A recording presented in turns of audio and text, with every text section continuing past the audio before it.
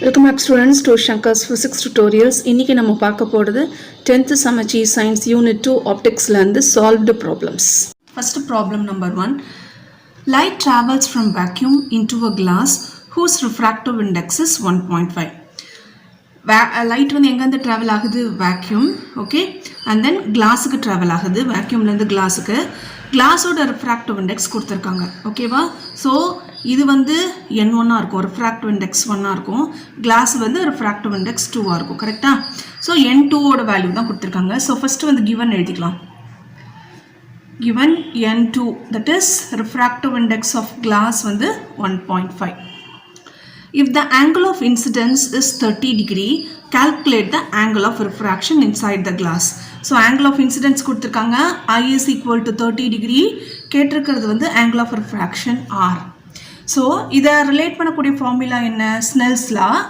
So according to Snell's law,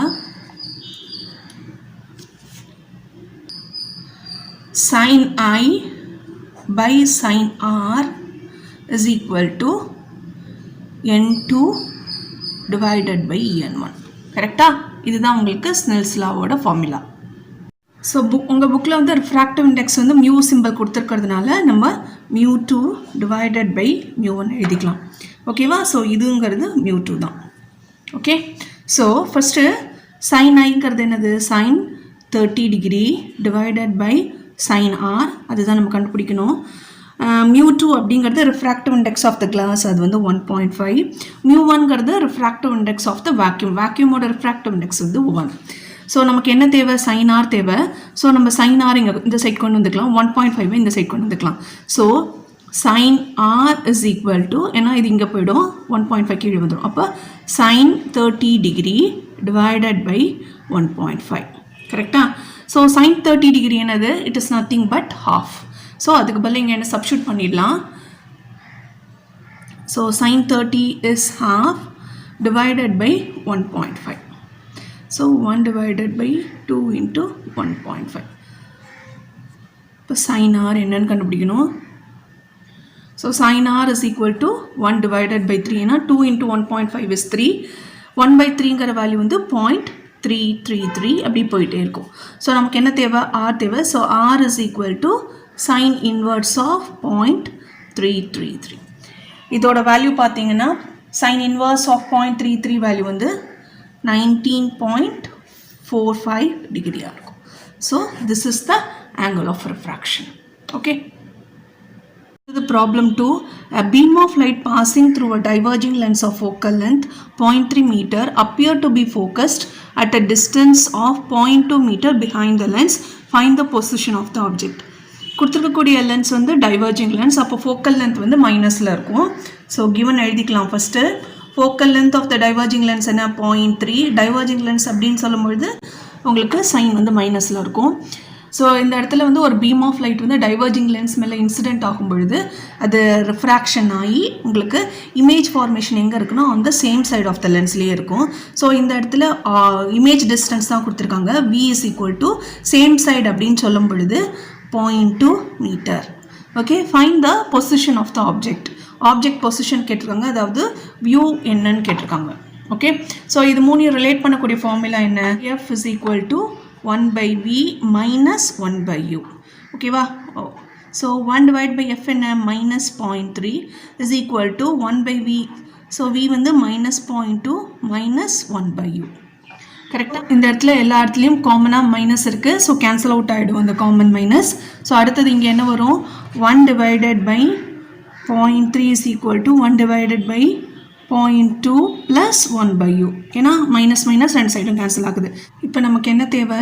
1 by u தேவை. So 1 by u is equal to இந்த 1 by 0.3 அப்படியே வச்சுக்கலாம். இந்த 1 by 0.2 இந்த சைட் வரும்போது மைனஸ் 1 divided by 0.2 வரும். ஓகேவா? ஸோ இது ஒரு டெசிமல் தான் கீழே இருக்கிறதுனால மேலேயும் கீழேயும் 10ஆல் மல்டிப்ளை பண்ணிக்கலாம். அப்போ 10 divided by 3 minus 10 divided by 2 வரும். இதுக்கு எல்சிஎம் எடுத்தால் என்ன வரும்? 6 வரும். 3 2s are 6. அப்போ 3 எத்தனை டைம்ஸ் 6 வந்து 2. அப்போ 10 into 2 20. இது வந்து 2 வந்து எத்தனை டைம்ஸ் 6னா 3 டைம்ஸ் வரும். அப்போ 10 into 3 30. ஸோ என்ன வரும் மைனஸ் 10 டிவைடட் பை 6 வரும். ஓகேவா, இதுதான் வந்து 1/u. நமக்கு என்ன தேவை, u தேவை. So u is equal to reciprocal பண்ணும்பொழுது minus 6/10 which is equal to minus 0.6 centimeter. Okay, உங்களுக்கு இதுதான் வந்து ஆப்ஜெக்ட் டிஸ்டன்ஸ். ப்ராப்ளம் 3 ரீட் பண்ணுங்கள். என்னன்னு கொடுத்துருக்காங்கன்னா, மயோபிக் பர்சனால் 4 மீட்டர் வரைக்கும் இருக்கக்கூடிய டிஸ்டன்ஸ் வரைக்கும் இருக்கக்கூடிய ஆப்ஜெக்ட்ஸ் மட்டுமே பார்க்க முடியும். ஆனால் அவருக்கு வந்து 20 மீட்டர் வரைக்கும் இருக்கக்கூடிய டிஸ்டன்ஸில் இருக்கக்கூடிய ஆப்ஜெக்ட்ஸை பார்க்கணுன்னா என்ன மாதிரி type of correction lens use பண்ணும், அதோட ஃபோக்கல் லென்த் என்ன.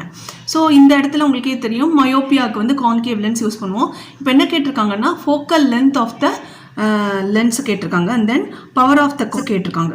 ஓகே, ஸோ ஃபஸ்ட்டு வந்து மயோபிக் பர்சன் ஆல்ரெடி நம்ம இதுக்கு ரிலேட்டட் எக்ஸாம்பிள் பார்த்துருக்கோம். ஸோ இந்த ப்ராப்ளம் பார்த்தீங்களா, இதுக்கு ரிலேட்டட் ஃபார்முலா, பர்சன் வந்து அப் டு எக்ஸ் வரைக்கும் பார்க்க முடியும். If he wants to see up to y அப்படின்னா அதோட ஃபார்முலா என்ன, f is equal to xy divided by x minus y. இந்த ஃபார்முலா தான் நம்ம யூஸ் பண்ண போகிறோம் for determining the focal length.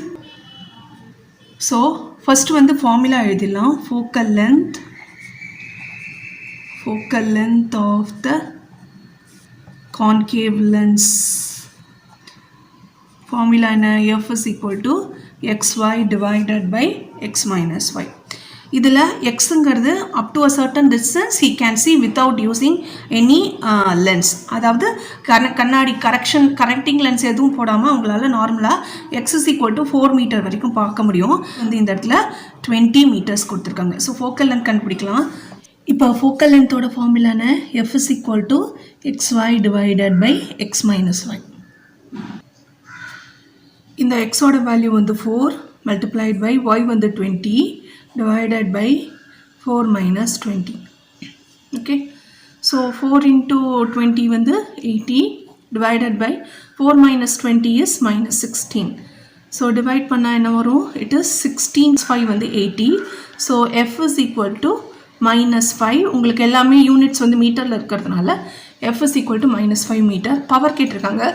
Power of the lens formula என்ன, p is equal to 1/f.